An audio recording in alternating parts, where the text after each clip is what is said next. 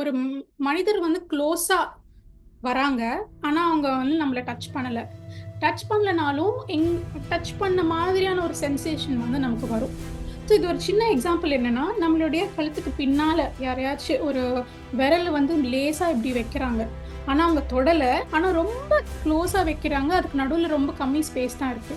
So, அந்த மாரி இருக்கும்போது, அவங்க நிஜமாவே நம்மள தொட்டாங்களா, இல்ல தொடலையான்ற ஃபீலிங் வரும்.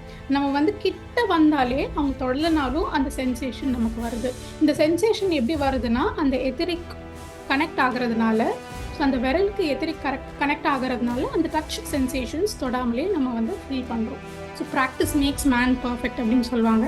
ஸோ பல வருஷ கணக்கா நம்ம வந்து பிராக்டிஸ் பண்ணோம்னா, இந்த ஆரா, எதிரிக் இது எல்லாமே நம்ம ஃபிசிக்கல் ஐஸை வச்சு நம்ம பார்க்கலாம். Everything is practice and training. So யாராச்சும் ஒருத்தர் வந்து பொய் சொல்லும்போது, இந்த எல்லோ கலர் வந்துட்டு ஒரு கிரீனிஷ் எல்லோவா சேஞ்ச் ஆகும். ஸோ அதை வச்சு இந்த கிளேர்வாயன்ஸ் யாரெல்லாம் ஆரா படிக்கிறாங்களோ, ஒருத்தர் வந்து பொய் சொல்கிறாங்களா இல்லை உண்மை சொல்கிறாங்களா அப்படின்ட்டு இந்த கலர் சேஞ்ச் வச்சு தெரியும். ஸோ அவங்களுடைய அந்த வட்டத்தில் எல்லோவுக்கு பதிலாக எல்லோவோட சேர்ந்து க்ரீன் மிக்ஸ் ஆகிறதுனால அவங்க பொய் சொல்கிறாங்க அப்படின்றத வந்து குறிப்பிடலாம். ஸோ அதே போல் நம்மளுடைய ஆரா கூட நம்ம இறந்த பிறகும் சில சமயம் இருக்கும்.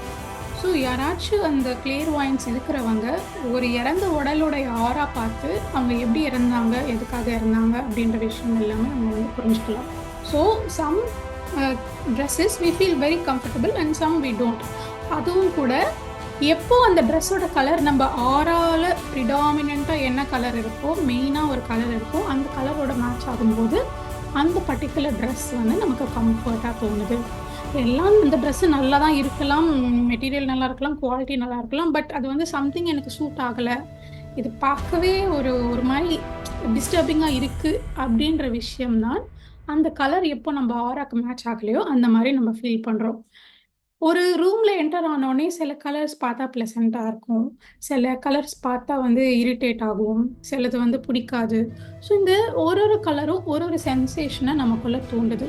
ஸோ இது எல்லாமே கூட ஆராவை நம்ம வந்து தெரியாமலே நம்ம வந்து சென்ஸ் பண்ணுறோம்.